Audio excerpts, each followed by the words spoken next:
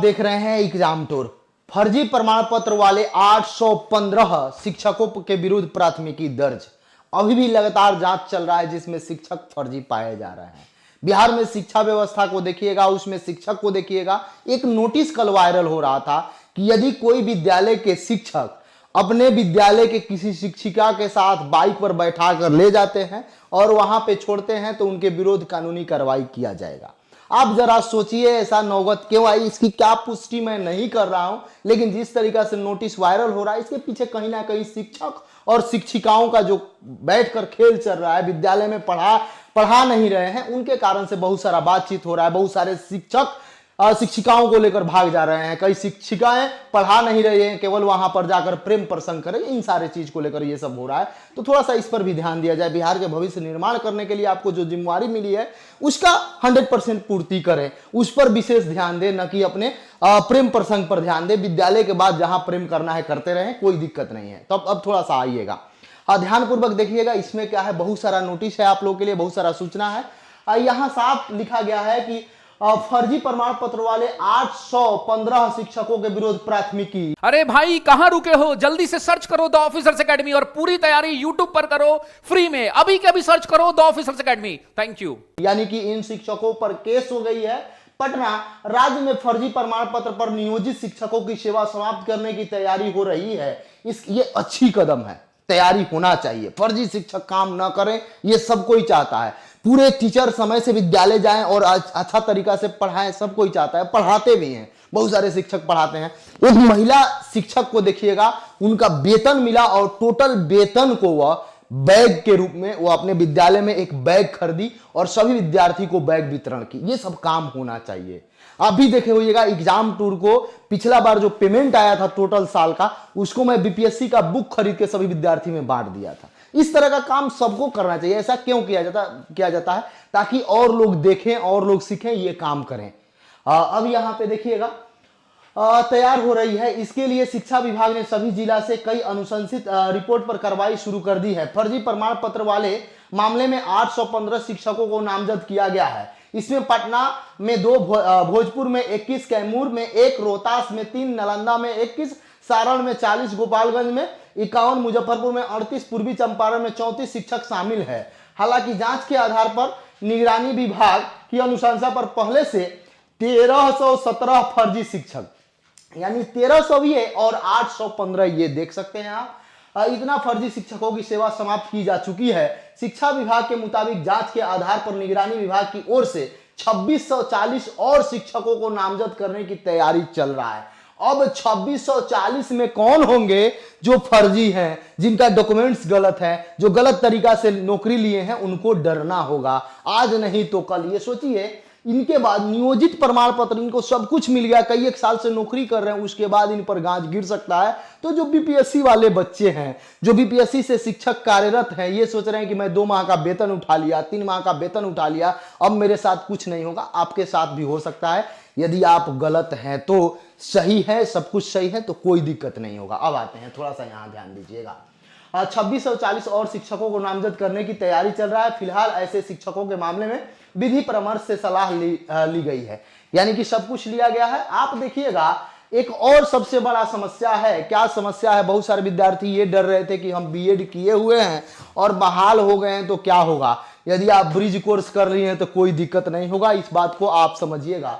शिक्षक आज नहीं पहुंचे तो फर्जी घोषित हो जाएंगे, यानी कि आज नहीं यदि आप पहुंचे, मुजफ्फरपुर का न्यूज है, आज ही अंतिम डेट आपको दिया गया है, यानी डेडलाइन तैयार किया गया है। इसके बाद आप जाते हैं तो आप फर्जी घोषित हो जाते हैं।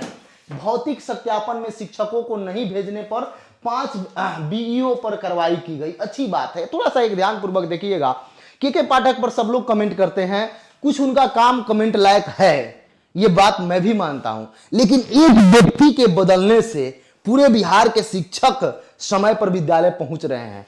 बीओ वही है लेकिन वो भी काम कर रहे हैं, इस बात को समझिए। कहीं कहीं उटपटांग उनका हो जाता है, वो नहीं होना चाहिए, थोड़ा उसको उनको रोक के रखना चाहिए। लेकिन यदि कोई काम न करे तो उससे गलती कहां से होगी? आप काम करते हैं, इसका मतलब है कि आप गलत कर सकते हैं। आप कोई काम कर रहे हैं, आप पढ़ा रहे हैं, तभी आपसे गलती हो सकता है। आप नहीं पढ़ाइएगा तो ना गलती होगा ना कुछ होगा। आप एग्जाम दे रहे हैं, तभी आपका एग्जाम निकलेगा, चाहे पास होइएगा या फेल होइएगा, यही सब होता है। यानी इससे जग जाहिर है कि के पाठक सर काम कर रहे हैं। ठीक है, परसेंटेज क्या है कि अच्छाई कितना कर रहे हैं, बुराई कितना कर रहे हैं, लेकिन शिक्षा विभाग में जो लूट मचा हुआ है, आप देखिएगा 900 करोड़ का लूट मचा हुआ है, कई सौ करोड़ का लूटा जा रहा है। अभी केंद्र सरकार भी पैसा दी है, लगातार पैसा मिल रहा है, शिक्षा व्यवस्था को सुधारने के लिए कुछ हद तक सुधारा जा रहा है, लेकिन डेस्क बेंच के नाम पर, थाली के नाम पर देखे होइएगा लूट मची है। थाली जो प्रिंसिपल लूट लेते हैं, जो शिक्षक लूट लेते हैं, उनको यदि 5 लाख रुपया दिया जाए कि आप कह दीजिए यहीं शिक्षक पढ़ा रहा है, तो बोल नहीं देंगे? आप इस पर जरा सोचिए। जो थाली बेच सकता है, जो विकलांग का पैसा खा सकता है, जो विकलांग का पोषाहार का पैसा ले सकता है, वो क्या 5 लाख रुपया पर बदल नहीं जाएगा? इन सारी चीज को समझना चाहिए। और मैं सबसे यही निवेदन करूंगा, कम से कम ये रीढ़ का हड्डी है शिक्षा बिहार का, इसको जरूर सुदृढ़ करें। और इसमें जो भी शिक्षक है, मेरा हाथ जोड़कर विनती है, जो पढ़ा रहे हैं अच्छी बात है, जो नहीं पढ़ाते हैं उनको भी पढ़ाना चाहिए। चलिए आइए देखिए इसमें क्या है। भौतिक सर्टिफिकेट जांच के लिए जिले के आधा दर्जन शिक्षक नहीं आए।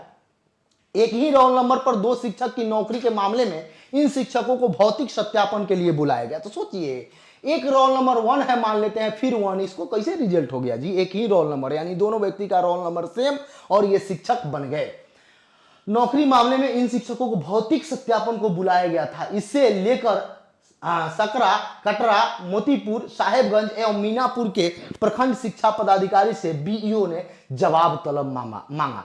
इन प्रखंड के विद्यालयों के शिक्षकों से संबंधित आदेश की प्रति तामील के लिए भेजी गई है। इन सभी 5 बीईओ को निर्देश दिया गया है संबंधित शिक्षकों को पत्र तामील कराते हुए तामील प्रतिवेदन 12 घंटे के भीतर उपलब्ध कराएं। 13 अप्रैल को अगर ये उपस्थित नहीं होते हैं तो इन विभाग इनको फर्जी घोषित कर देगी। अच्छी बात है, लेकिन जरा सोचिए, ये जब से इनकी जॉब लगी है तब से ये पढ़ा रहे हैं, कैसे पढ़ा रहे थे, क्यों नहीं पकड़ा गया? लेकिन अभी के पाठक जी आए और इन लोगों को पकड़ लिए, तो हम उन्हीं को ना अच्छा मानेंगे? जरा सोचिए, उनका काम क्रियाकलाप नहीं होगा। विभाग इन फर्जी शिक्षक को घोषित करने का निर्णय ले सकता है, जिसकी सारी जवाबदेही शिक्षकों और बीईओ को होगी। विकास भवन नया सचिवालय स्थित विभागीय सभागार में इन शिक्षकों को बुलाया गया है। तामील प्रतिवेदन उपलब्ध नहीं कराने पर इन बीईओ के कर्तव्य के प्रति उदासीनता बरतते हुए आरोप पर अनुशासनिक कार्रवाई की जा सकती है। अब देखिए आगे आते हैं, आगे थोड़ा सा देखिएगा। एक और नोटिस है, इस नोटिस को देखिए। नहीं मिली अनुमति, चुनाव बाद होंगी काउंसलिंग। यानी अनुमति नहीं मिला तो चुनाव बाद इन लोगों को काउंसलिंग में बैठाया जाएगा, काउंसलिंग होगी। अब यहाँ पे ध्यानपूर्वक देखिएगा, यहाँ बताया जा रहा है नहीं मिली चुनाव के कारण। डॉक्टर लक्ष्मीकांत, यहाँ देखिए, पटना राज्य के राज्यकर्मी बनने के लिए सक्षमता परीक्षा में पास होने वाले तकरीबन 1,87,615 नियोजित शिक्षकों की काउंसलिंग अब लोकसभा के चुनाव के बाद होगी। यानी लोकसभा का चुनाव आपका जब बीत जाएगा, यानी 4 जून के बाद इन लोगों का काउंसलिंग होगा। थोड़ा सा देखिएगा पाठक जी, अगर हो सके तो एक जो आप कहते हैं कि काउंसलिंग होगी, अच्छी बात है, लेकिन काउंसलिंग होती है, बहुत सारे लोग अच्छे अंक लाते हैं, फिर भी उनको अपना गृह जिला नहीं मिलता है। इस पर भी विचार करिएगा, आखिरकार कैसे होता है, क्या व्यवस्था है, क्या उस पर व्यवस्था किया जाता है ताकि कम अंक वाले को गृह जिला मिल जाता है लेकिन अधिक अंक वाले को गृह जिला नहीं मिलता है। इसका क्या क्राइटेरिया है, उस पर थोड़ा सा विचार कीजिएगा। अब देखिए, लोकसभा चुनाव के बाद लेकर लागू आचार संहिता में चुनाव के कारण मद्देनजर ध्यान में रखते हुए सक्षमता परीक्षा पास होने वाले नियोजित शिक्षकों की काउंसलिंग के लिए शिक्षा विभाग ने राज्य निर्वाचन कार्यालय से अनुमति मांगी थी, लेकिन काउंसलिंग की अनुमति नहीं मिली। इसके मद्देनजर काउंसलिंग का इंतजार कर रहे सक्षमता परीक्षा पास नियोजित शिक्षकों की काउंसलिंग अब आदर्श आचार संहिता के बाद होगी। काउंसलिंग में नियोजित शिक्षकों के उन प्रमाण पत्रों की कागजातों का सत्यापन होगा जो उनके द्वारा सक्षमता परीक्षा में काउंसलिंग फॉर्म में भरे गए थे। यानी कि फर्जी पकड़ने का ये सबसे अच्छा तरीका है, फर्जी पकड़ लिया जाए, यही मैं चाहता हूं,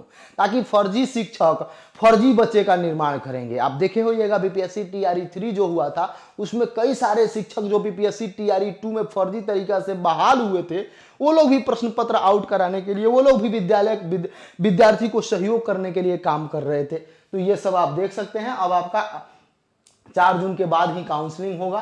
थोड़ा सा जो भी यदि एग्जाम टूर पर नए हैं, कोई सुझाव कर सकते हैं और कमेंट बॉक्स में आकर कमेंट करिएगा और बेल आइकन को दबा दीजिएगा, चैनल को सब्सक्राइब कर लीजिएगा, लाइक कर दीजिएगा। जय हिंद।